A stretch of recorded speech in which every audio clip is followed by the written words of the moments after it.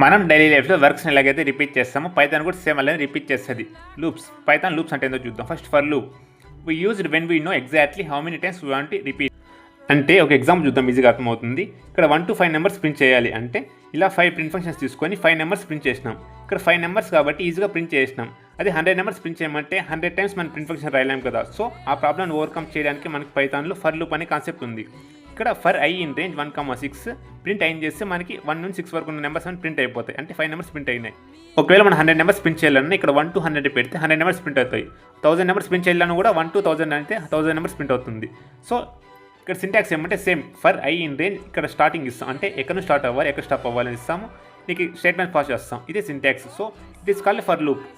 Next while loop used when do not know number of repetitions, runs until condition false, stops after condition false. ఒక real time example చూద్దాం. ఒక person ఇంటికి వెళ్ళాలంటే మిడిల్లో ఎన్ని steps వస్తాయో తెలియదు. సేమ్ అలానే we do not know number of repetitions and ఆ పర్సన్ ఇంటికి వెళ్ళేందుకు నడుస్తూనే ఉంటాడు. సేమ్ అలానే runs until condition false, condition false ఎందుకు రన్ అవుతూనే ఉంటుంది.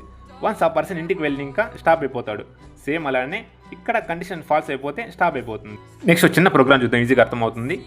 ప్రోగ్రామ్ చూసే ముందు సింటాక్స్ చూద్దాం. వైల్ కండిషన్ ఇస్తాము, నెక్స్ట్ స్టేట్మెంట్స్ పాస్ చేస్తాం, అప్డేట్ చేస్తాం. సేమ్ ఇలా ఇక్కడ కౌంట్ ఈక్వల్స్ 1 ఇచ్చినాం.